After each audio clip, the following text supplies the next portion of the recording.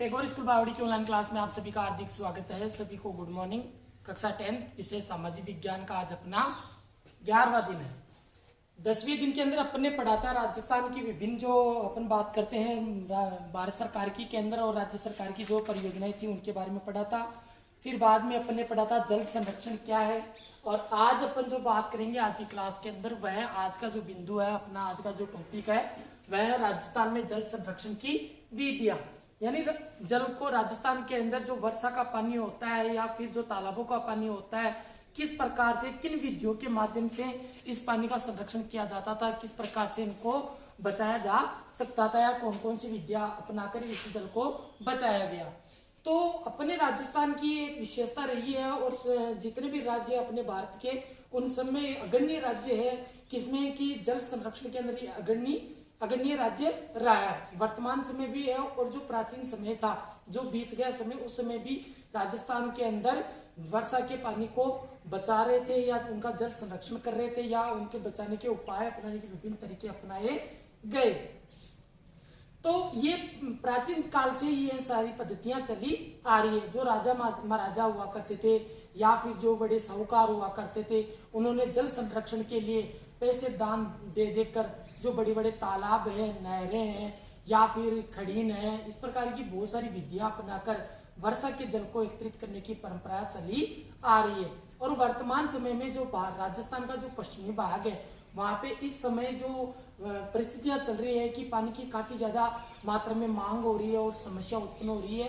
तो इस समस्या से निजात पाने के लिए भारत सरकार और केंद्र सरकार दोनों मिलकर हर गांव के अंदर, हर घर के अंदर इस प्रकार की पद्धतियां अपना रही है, टांके बनवाकर, ताकि वर्षा के पानी को अधिक से अधिक क्या कर सके, संरक्षण कर सके और उसको बचा सके।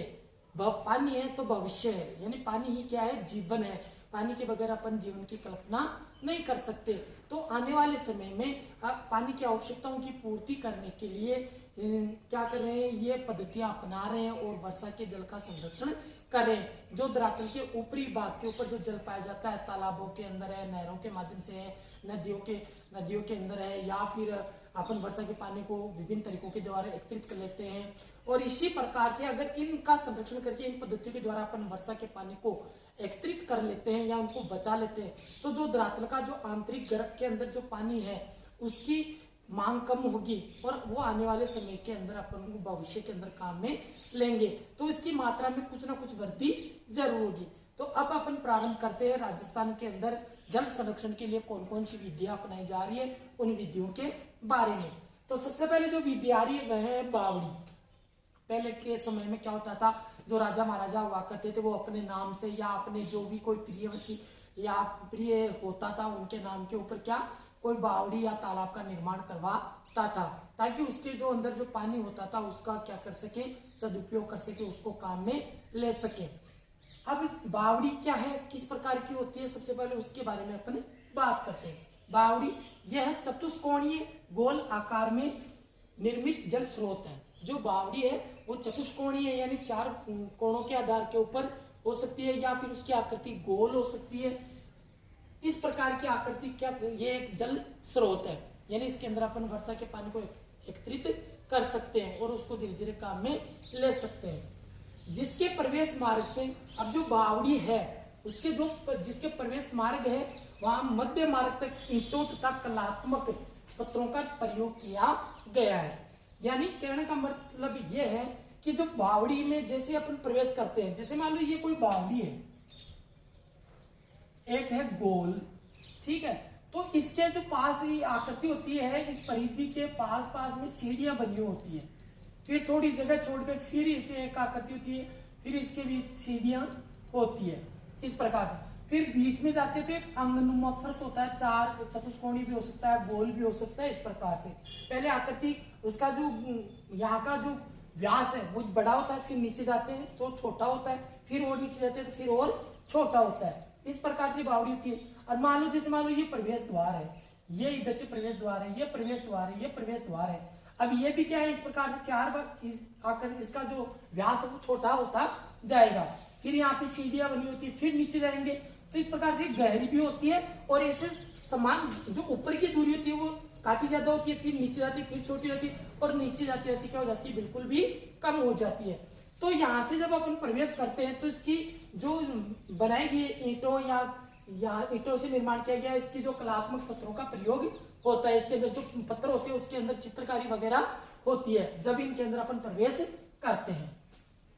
सीढ़ियों पर कलात्मक मेहराब, जो सीढ़ियां होती है उतरने के लिए, उनके ऊपर भी आकृति चित्रांकन किया हुआ होता है, चित्रण बनाए हुए होते हैं।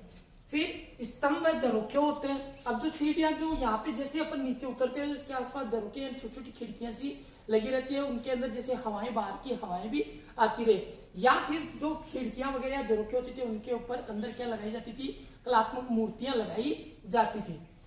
फिर देखो इन झरोखों में स्थानीय देवताओं की मूर्तियां होती थी, ठीक है, या तो स्थानीय जो वहां का जो मान्यता वाले देवता है जहाँ पे उनको लोग मानते हैं उन देवी देवताओं की क्या हुआ करती थी, मूर्तियां लगी हुई होती थी। कुछ झरोखे होते थे वो हवाओं के लिए फेमस कि हवाएं बिल्कुल ठंडी आ जाए इसके लिए वो छोड़ा जाता था। फिर आती है कि जो ये तो होगी बावड़ी की बात कि इसका आकार कैसा होता है, चतुष्कोणीय होता है या गोलाकार में भी होती है, जिसके प्रवेश मार्ग से मध्य मार्ग तक ईंटों तथा कलात्मक पत्थरों का प्रयोग किया जाता है। जो इनके यहाँ पे जो सीढ़ियों पर कलात्मक मेहराब या स्तंभ या झरोखे होते थे उनके अंदर जो स्थानीय देवी देवता हुआ करते थे उनकी क्या होती थी, मूर्तियां लगी हुई होती थी। फिर आती है बात प्रसिद्ध बावड़ियां, यानी राजस्थान की बहुत सारी ऐसी प्रसिद्ध बावड़ियां हैं जो देखने लायक है। उनमें से प्रसिद्ध बावड़ी में सबसे प्रमुख है जोधपुर की तापी बावड़ी। तापी बावड़ी कहाँ पे है, जोधपुर में। दौसा की बाड़ा रेंज बावड़ी व आबानेर की चांद बावड़ी, ये फेमस या प्रसिद्ध जो बावड़ी है राजस्थान की ये है। जोधपुर की कौन सी है, तापी बावड़ी, दौसा की बाड़ा रेंज बावड़ी व आबानेर की चांद बावड़ी, ये 3 बावड़ियां प्रसिद्ध है। इनके अलावा और भी छोटी बड़ी बावड़ियां हैं। इसके बाद में आती है तालाब। इसके बाद में क्या आता है, तालाब, यानी पहला हो गया बावड़ी, दूसरा हो गया तालाब। अपन पढ़ रहे राजस्थान में जल संरक्षण की विधियां, यानी किन किन माध्यम से जल को संरक्षण को किया जा सकता है, किस प्रकार से बचाया जा सकता है, उनके बारे में अपन पढ़ रहे हैं। अब अपन बात करते हैं तालाब की। तो तालाब देखो क्या है, तालाब में वर्षा जल को एकत्रित किया जाता है, यानी तालाब गांव के बीच में या गांव से बाहर बनाए जाते हैं। तो तालाब में किसका पानी इकट्ठा होगा, वर्षा का पानी इकट्ठा किया जाता है, यानी आसपास के घरों का पानी बहकर जब वर्षा होती है उसका पानी नालों के माध्यम से या रास्ते के माध्यम से जाके वहां पे इकट्ठा हो जाता है। जो पशुधन तथा पेयजल स्रोत है, अब जो गांव के बाहर जो तालाब होता है उसका जो उपयोग है वो या तो पशुधन के लिए किया जाता है या फिर अगर उसकी साफ सफाई समय पे की जा सकती है पेयजल के रूप में भी अपन उसको काम में ले सकते हैं। उसकी देखभाल करनी होती है, उसके अंदर जैसे मान लो कोई आवारा पशु या पालतू पशु उसमें जाए नहीं, या फिर कोई जैसे कपड़े वगैरह ना धोए उसके अंदर, तो उसकी देखभाल करके अपन उसको पीने योग्य पीने के काम में भी ले सकते हैं। तो जो तालाब होते हैं वो एक तो पशुधन के लिए काम आता है और एक पेयजल स्रोत है, यानी पशुधन जो पालतू जानवर होते हैं उनको वहां पे खुला छोड़ दिया जाता है नहाने वगैरह के लिए, पानी पीने के लिए, इस प्रकार से, तो वो पशुधन के लिए भी काम में आता है। और पेयजल के लिए उसकी सुरक्षा करके और पेयजल उपयोगी भी बना सकते हैं इसको, तालाब को। अधिकांश तालाबों को निर्माण ढालू पहाड़ के समीप किया जाता है। अब ज्यादातर जो तालाब है वो कहाँ पे बनाए जाते हैं, जहाँ ढलान होती है। ढलान होगी तो यहाँ पे आसानी से पूरा पानी आके इकट्ठा हो जाएगा। ढलान नुमा भाग है तो वहां पे आसानी से पानी आके पूरा इकट्ठा हो जाएगा और काफी दिनों तक यहाँ पे पानी की मात्रा बनी रहेगी।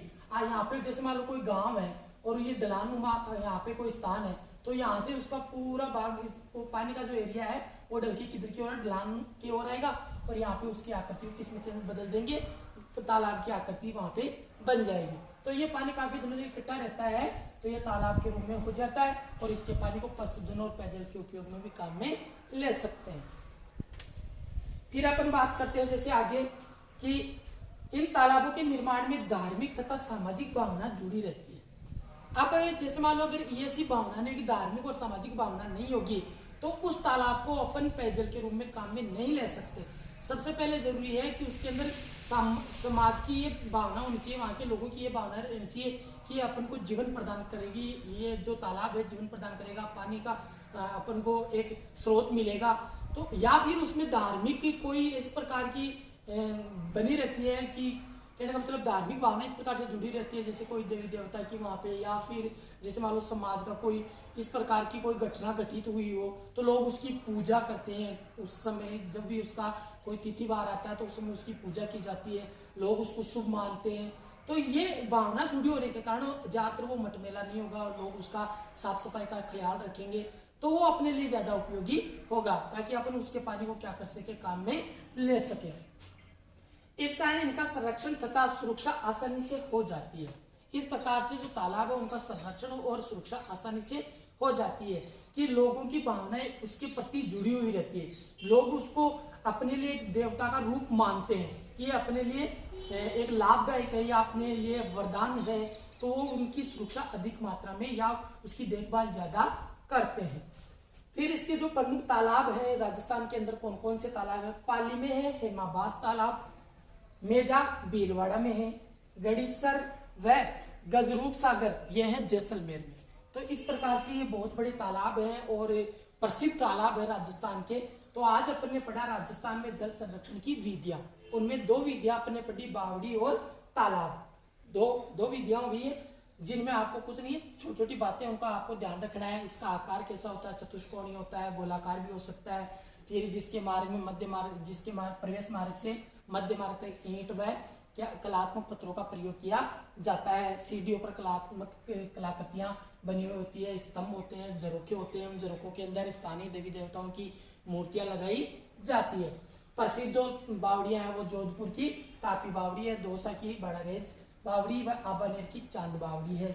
फिर बात आती है तालाब की, तो तालाब में वर्षा जल को एकत्रित किया जाता है, पशुधन तथा पेयजल के रूप में काम में लिया जाता है। अधिकांश तालाबों का निर्माण डालू भाग में किया जाता है या समीप किया जाता है। इन तालाबों के निर्माण में धार्मिक और सामाजिक भावनाएं जुड़ी आपस में जुड़ी हुई रहती है। इस कारण इनका संरक्षण और सुरक्षा आसानी से प्राप्त हो जाता है। प्रमुख जो तालाब है पाली में मेहबास, हेमाबास, मेजा भीलवाड़ा में, गड़ीसर व गजरूप सागर जैसलमेर में, ये प्रमुख राजस्थान के क्या है तालाब है। बाकी अपन कल पढ़ेंगे झीलें और नाड़ी और जोहड़, ये तीनों पढ़ेंगे अपन कल।